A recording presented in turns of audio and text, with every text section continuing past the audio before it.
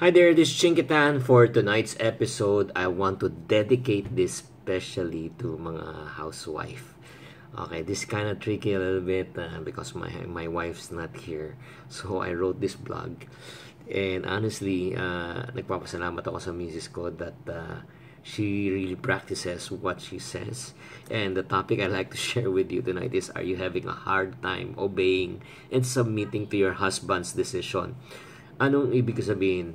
Nahihirapan ka bang i-honor ang husband mo, or let's say not really honor but nahihirapan ka bang mag-submit sa husband mo, especially sa mga desisyon niya? Mas madalas bang nananaig ang kagustuhan mo na gawin mo kung anong gusto mo kahit taliwas sa gusto ng asawa mo? Nagtatalo ba kayo parati? Nagkakaroon ba kayo ng argument? Hindi kayo magkaisa? Yung mga simpleng bagay lang, sa kakain, anong bibilhin, anong plano para sa mga anak. Minsan, alam mo, sa dalas yung pag-aaway or let's say sa pagdidikakaunawaan or argument, nakakawalan ng gana sa buhay mag-asawa dahil parang minsan feeling mo, 'di ba, sunod-sunuran ka na lang sa gusto ng asawa mo. Bago ang lahat, let me offer a disclaimer.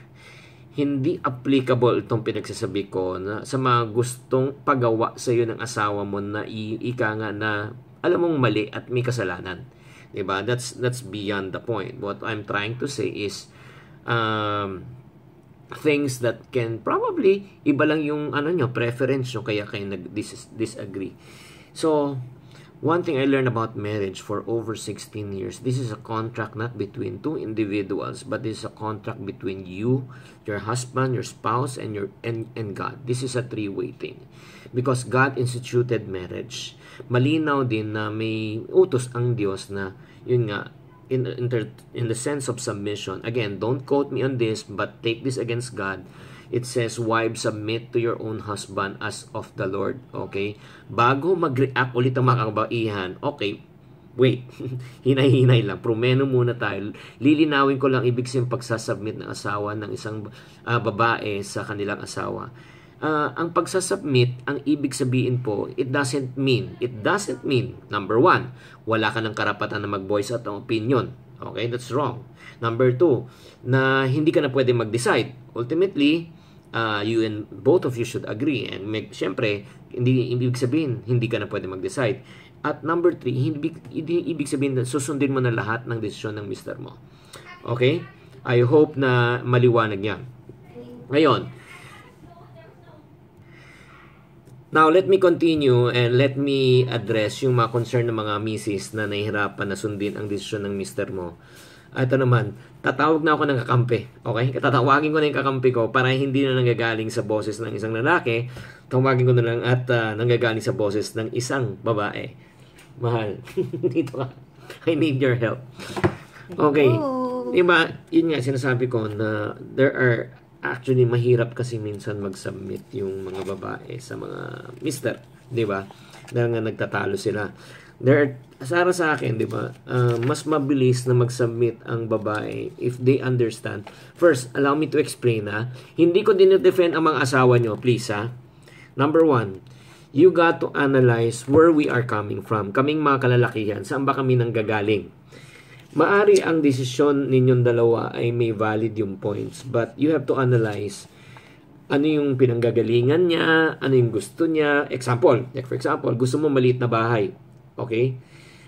Dahil hindi ka na komportable at gusto mo nang mag-hire ng tagalinis, di ba? Or let's say, kailangan mo ng katulong. Ang gusto mo naman ng mister mo, dagdag gastos pa yan. Di ba? Nagtitipid na nga tayo So in other words, meron kayong disagreement, pero ikaw naman physically, 'di ba, pagod ka na. 'Di ba? Sometimes, 'di ba, because of those disagreements na yung parang ang tingin ng isa gastos, ang tingin naman ng isa ay kailangan, need 'yan, 'di ba? So, si Mr. naman minsan, 'di ba, ang gusto naman lumabas, 'di ba? Gumastos. 'Di ba? Pero sabi naman ni Mrs., si Mrs. naman may hawak ng budget. Minsan naman, si Mrs. ang gusto naman, magtipid sa bahay na lang. So, these are the two things na sometimes that you need to What can you say about that? Ano masabi mo? For me, kasi it's a lifestyle of honoring. It's a lifestyle of honoring each other's viewpoint No matter what, when you were saying a while ago, you need to know where is the person coming from. Kasi when you say submit, you submit with love, you submit with, you honor whatever the position may be. Kasi it's not about who's wrong or who's right.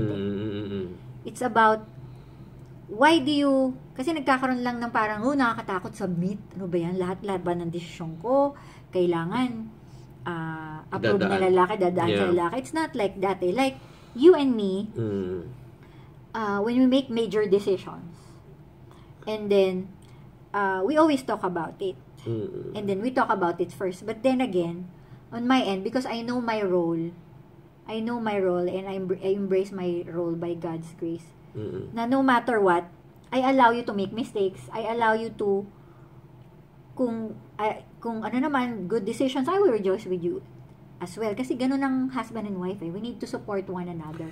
It's not being wrong or right. Yeah, pero ultimately, just like to ask you siguro, ano ba yung motivation mo? Ba't ka, let's say, minsan, di ba, may gusto ako, di ba, ultimately, umuo ka na rin. Kasi, hindi naman pinapagawa kita ng kasalanan. It's not just a preference. Yeah, iba yun. Ano yung motivation mo? To the point, no? The point is, what's your motivation that, makes you obey or let's say, agree to what I want? Kasi we need to know and remind ourselves that we are honoring God, not man. Kasi we submit unto the Lord, di ba? So, no matter what, that's my source of security. So, no matter what your decision may be, I want to submit to God so that I can honor you as well. Yeah. So, there you have it, mga kapatid. I hope na that short, maraming salamat, mahal. You can go back and do what you want to do. Wala pa akong makeup na. You know what, mga mag-asawa, I hope you understand where we're coming from. Ang asawa mo it's just only an instrument of God that you should learn how to, cooperate, no, not to compete with one another, but you cooperate with one another. Team kayo eh. Like for example, na God is not physically with us, but God is asking us also to submit to Him. Diba? That is where yung trust and faith comes in. Kaya mga women, mga asawa, submit to your husband, not because your husband deserves it, but because God deserves nothing less but your best. So, I hope the short video naka-enlighten sa inyo na unawain nyo muna bago ka mag-judge. Pangalawa, the reason why you want to support your husband and you want to submit because you want to honor not only your husband, you want to honor God in your relationship. So, in conclusion, are you having a hard time submitting to your husband's decision? Have you analyzed already yung motive, kung bakit niya gusto yung isang bagay? And then, na-remind mo na ba sa sarili mo na whenever you submit, you're not submitting to a man, you're not submitting to your husband, you're submitting to the will of God also because God ordained man to be the head of the house. So, I hope that this short blog, is able to enlighten you regarding the area of submission.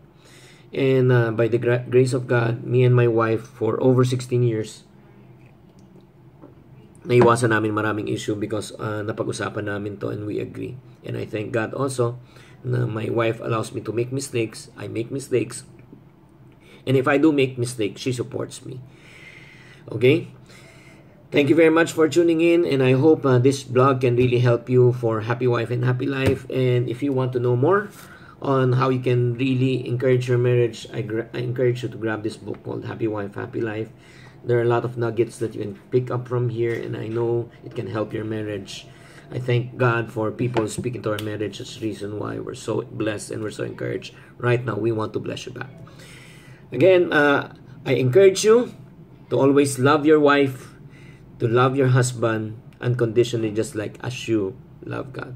If you have a happy wife, you will have a happy life. Bye.